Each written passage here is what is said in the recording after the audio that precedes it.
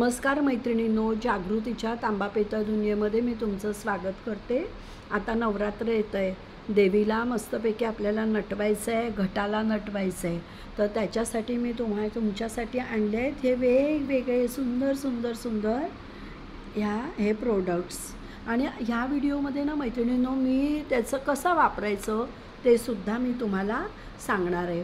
पहिल्यांदा मी तुम्हाला सांगते, ही देवीची पिन, ही जी पिन आहे देवीची, तर ह्या पिनचे जी ही वरची टोकं दिसत आहेत त्याच्यावर तुम्ही सुंदर अशी वेणी माळू शकता, किंवा छान छान गुलाबाची फुलं किंवा जी कोणती तुम्ही फुलं वापरता ती तुम्ही लावू शकता। त्यानंतर आहे ही कलशकडी अशी नारळ आणि ह्या कलशाच्या मध्ये ठेवून तुम्ही छानपैकी असे गजरे लावू शकता।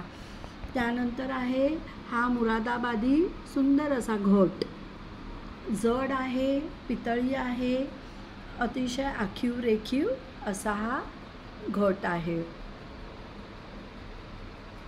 त्यानंतर मी तुम्हाला दाखवीन ही घुंगरू कडी, देवीच्या आरतीसाठी तुम्ही बघू शकता। घुंगरू कडी हा आहे देवीच्या आरतीसाठी वाजवण्यासाठी खुळखुळा। ही आहे मैत्रिणींनो निरंजन कडी। समजा आपल्याला कधी कधी तेल ओघळतं, आपण पणती लावतो, तेल ओघळतं, तर आपण ही निरंजन कडी जी आहे ही अशी मध्यभागी ठेवून ह्यामध्ये वात ओवून आपण दिवा प्रज्वलित करू शकतो। निरंजन कडी तर तिच्या किमतीच्या मानाने ही पितळी आहे आणि अतिशय उपयुक्त आहे। हे जे कमळ आहे देवीला जे प्रिय आहे त्याच्यामध्ये सुद्धा अशी तुम्ही ही निरंजन कडी ठेवून हा दिवा लावू शकता। त्यानंतर मी तुम्हाला दाखवीन ही बघा, ही आहे अतिशय उपयुक्त अशी समई कडी।